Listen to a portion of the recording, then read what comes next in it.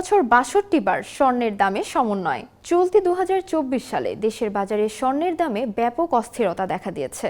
বছরটিতে মোট ৬২ বার স্বর্ণের দাম পরিবর্তন হয়েছে। এর মধ্যে ৩৫ বার দাম বাড়ানো হয়েছে, দাম কমানো হয়েছে ২৭ বার। বাংলাদেশ জুয়েলার্স অ্যাসোসিয়েশন সূত্রে জানা গেছে, চলতি বছরে প্রথমবার স্বর্ণের দাম নির্ধারণ করা হয় ১৮ জানুয়ারি। সে সময় সবচেয়ে ভালো মানের বা ২২ ক্যারেটের ১ ভরি স্বর্ণের দাম নির্ধারণ করা হয় ১,১২,৪৪১ টাকা, আর সবশেষ দাম নির্ধারণ করা হয়েছে ৩০ ডিসেম্বর। ওই দিন ২২ ক্যারেটের ১ ভরি স্বর্ণের দাম নির্ধারণ করা হয় ১,৩৮,২৮৮ টাকা। অর্থাৎ বছরের শুরুতে ১ ভরি স্বর্ণের যে দাম নির্ধারণ করা হয় তা থেকে আরও ২৫,৮৪৭ টাকা বেড়ে বছর শেষে হচ্ছে। স্থানীয় বাজারে তেজাবি স্বর্ণের দাম কমার প্রেক্ষিতে সবশেষ ৩০ ডিসেম্বর স্বর্ণের নতুন দাম নির্ধারণ করে বাজুস।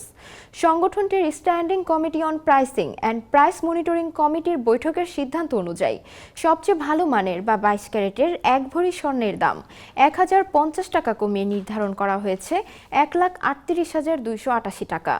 এছাড়া ২১ ক্যারেটের ১ ভরি স্বর্ণের দাম ১,০০৪ টাকা কমিয়ে ১,৩২,০০১ টাকা নির্ধারণ করা হয়।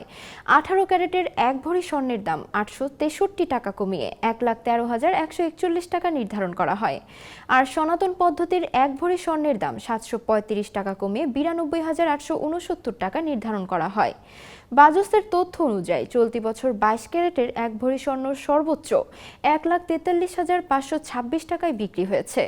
৩১ অক্টোবর থেকে ৩ নভেম্বর পর্যন্ত এ দামে স্বর্ণ বিক্রি হয়।